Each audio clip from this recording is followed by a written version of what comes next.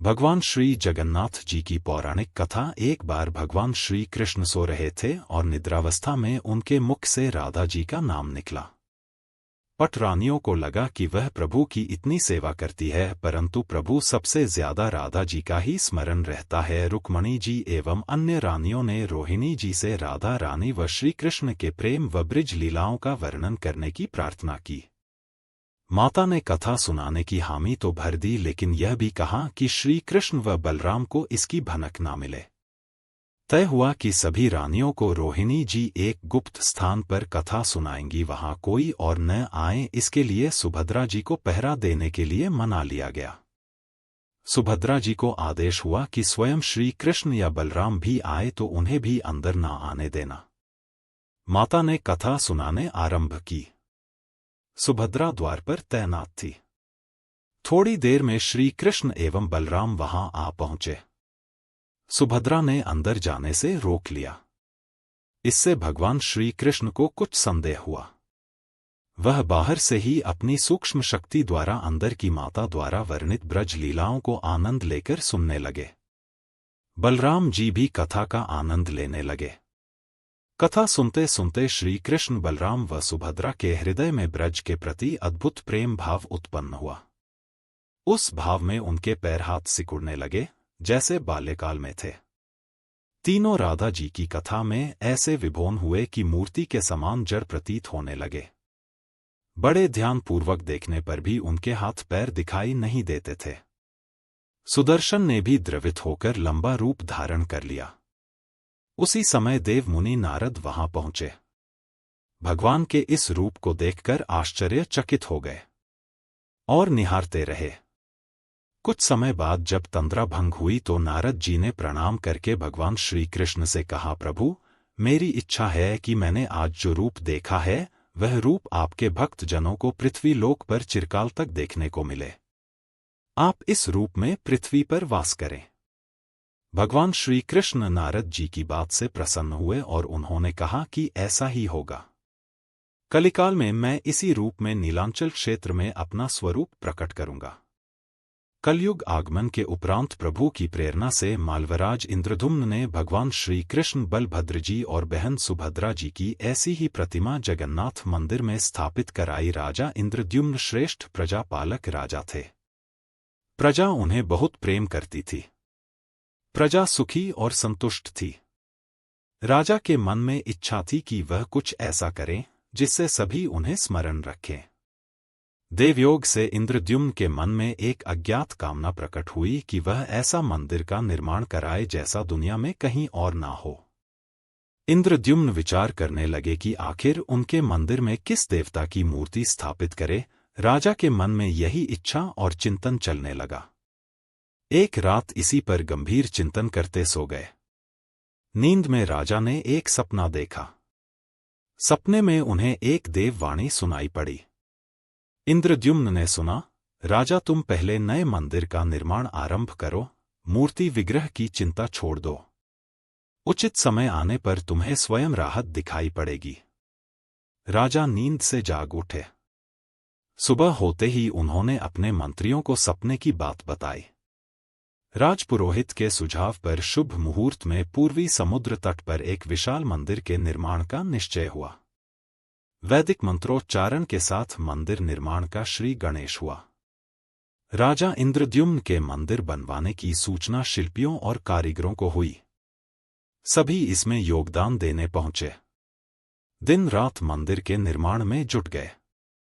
कुछ ही वर्षों में मंदिर बनकर तैयार हुआ। सागर तट पर एक विशाल मंदिर का निर्माण तो हो गया, परंतु मंदिर के भीतर भगवान की मूर्ति की समस्या जस की तस थी। राजा फिर से चिंतित होने लगे।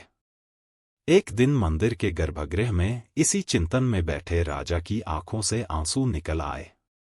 राजा ने भगवान से विनती की, प्रभु, आपके किस स्वरूप को इस मंदिर में स्थापित करो, इसकी चिंता से व्यग्र हूं, मार्ग दिखाइए। आपने स्वप्न में जो संकेत दिया था उसे पूरा होने का समय कब आएगा? देव विग्रह विहीन मंदिर देख सभी मुझ पर हंसेंगे।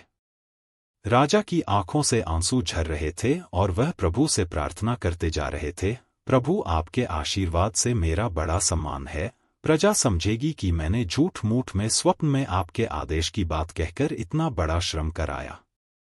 हे प्रभु, मार्ग दिखाइए। राजा दुखी मन से अपने महल में चले गए।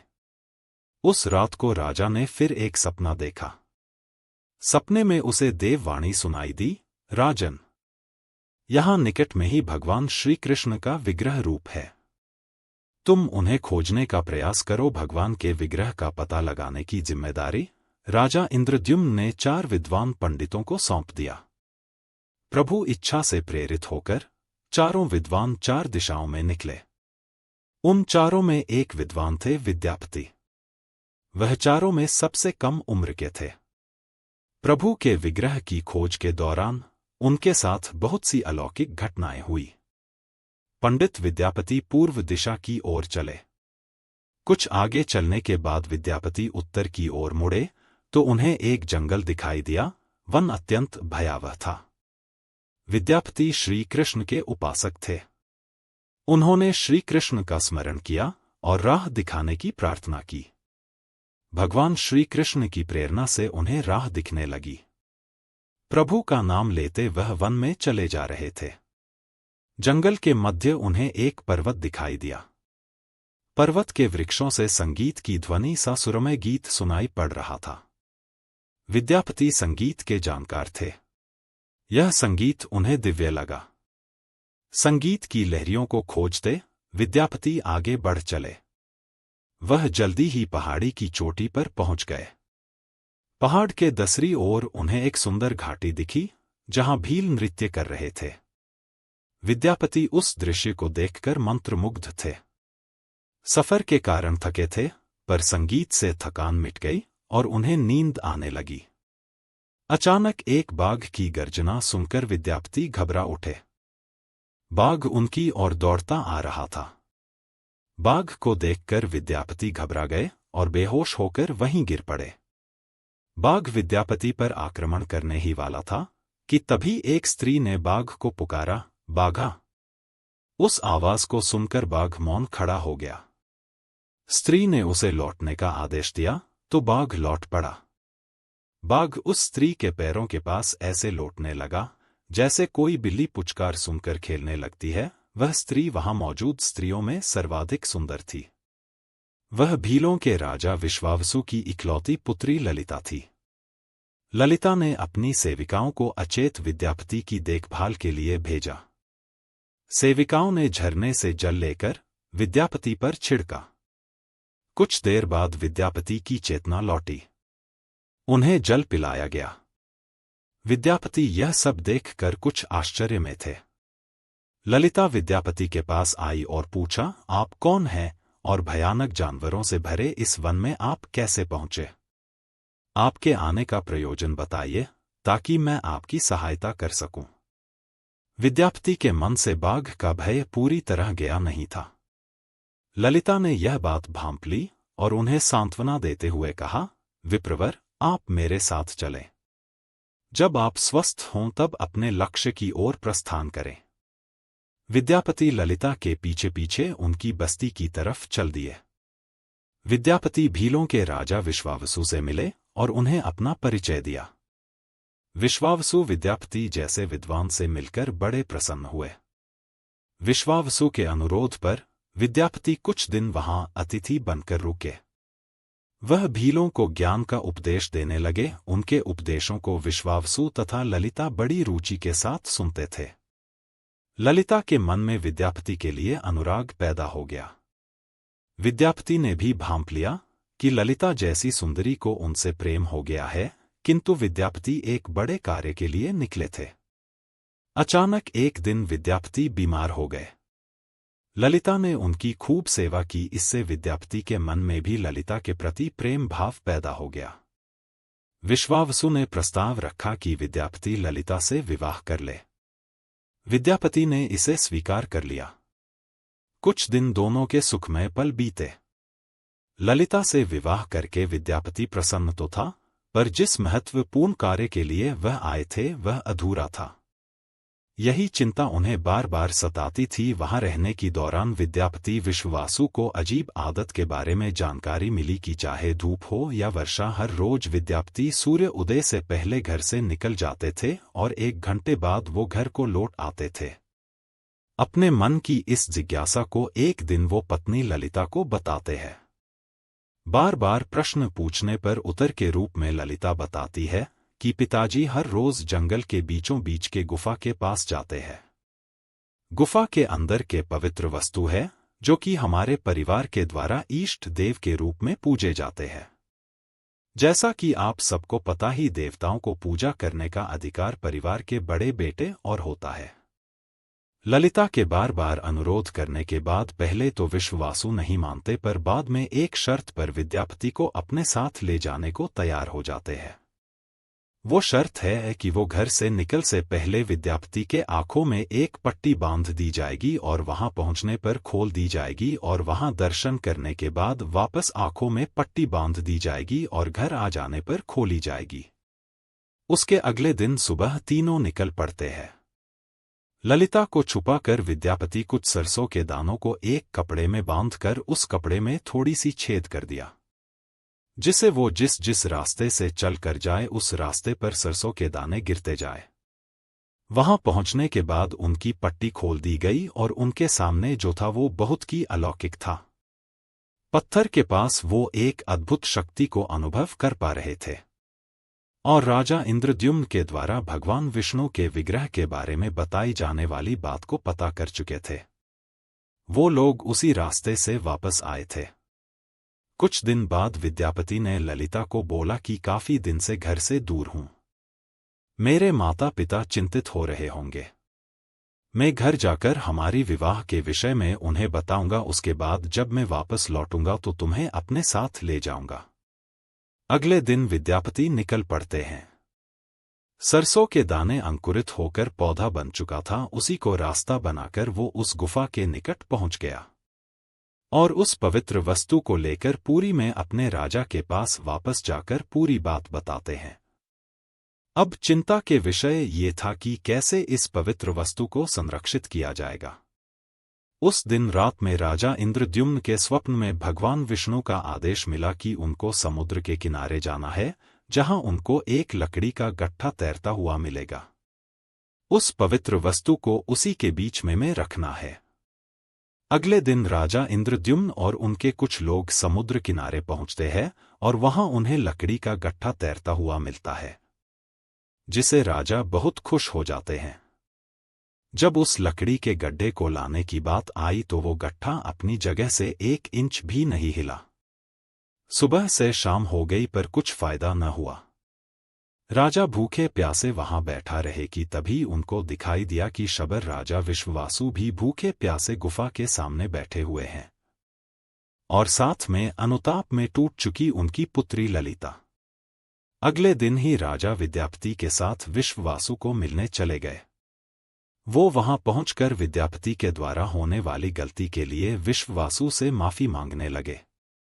बाद में विद्यापति और विश्ववासु के साथ समुद्र के किनारे उस लकड़ी के गड्ढे को दोनों जने ही उठा लाते हैं। अभी भी काम पूरा नहीं हुआ था। प्रभु जी की आकार के विषय में किसी को कुछ पता नहीं था। कलिंग राज्य शिल्पकारों से भरा पड़ा था, पर सब पत्थर से मूर्ति बनाना जानते थे। लकड़ी से कैसे मूर्ति बनती है किसी को नहीं पता था। कुछ दिन बाद राज दरबार में एक वृद्ध आदमी आता है और राजा को बोलता है, महाराज, मुझे सुनने को मिला कि आपको के लकड़ी के कारीगर की आवश्यकता है। मैं वो काम कर सकता हूं, परंतु मेरी एक शर्त है। भगवान की मूर्ति निर्माण का काम एकांत में करूंगा। मैं यह काम बंद कमरे में करूंगा। कार्य पूरा करने के बाद मैं स्वयं दरवाजा खोलकर बाहर आऊंगा। इस बीच कोई मुझे नहीं बुलाए।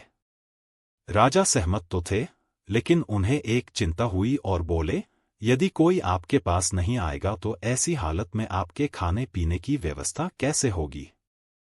शिल्पी ने कहा, जब तक मेरा काम पूर्ण नहीं होता मैं कुछ खाता पीता नहीं हूं। मंदिर के एक विशाल कक्ष में उस बूढ़े शिल्पी ने स्वयं को 21 दिनों के लिए बंद कर लिया और काम शुरू कर दिया। भीतर से आवाजें आती थी। महारानी गुंडीचा देवी दरवाजे से कान लगाकर अक्सर छेनी थोड़े के चलने की आवाजें सुना करती थी। महारानी रोज की तरह कमरे के दरवाजे से कान लगाए खड़ी थी। 15 दिन बीते थे कि उन्हें कमरे से आवाज सुनाई पड़नी बंद हो गई। जब मूर्तिकार के काम करने की कोई आवाज न मिली तो रानी चिंतित हो गई। उन्हें लगा कि वृद्ध आदमी है, खाता पीते भी नहीं, कहीं उसके साथ कुछ अनिष्ट न हो गया हो। व्याकुल होकर रानी ने दरवाजे को धक्का देकर खोला और भीतर झांककर देखा महारानी गुंडीचा देवी ने इस तरह मूर्तिकार को दिया हुआ वचन भंग कर दिया था। मूर्तिकार अभी मूर्तियां बना रहा था, परंतु रानी को देखते ही वह अदृश्य हो गए। मूर्ति निर्माण का कार्य अभी तक पूरा नहीं हुआ था। हथपेर का निर्माण पूर्ण नहीं हुआ था।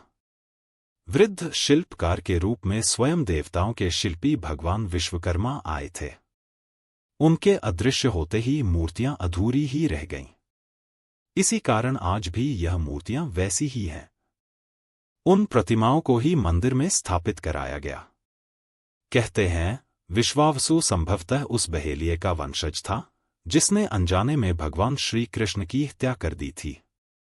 विश्वावसु शायद कृष्ण के पवित्र अवशेषों की पूजा करता थे। ये अवशेष मूर्तियों में छिपाकर रखे गए थे। विद्यापति और ललिता के वंशज जिन्हें दैत्यपति कहते हैं, उनका परिवार ही यहां अब तक पूजा करता है। आशा है आप सभी को यह कथा पसंद आई होगी। अगर कथा पसंद आए तो वीडियो को लाइक कीजिए, शेयर कीजिए और कमेंट बॉक्स में जगन्नाथ महाराज की जय लिखना न भूले। वीडियो को अंत तक देखने के लिए आप सभी का बहुत बहुत आभार। राधे राधे। जय श्री कृष्ण।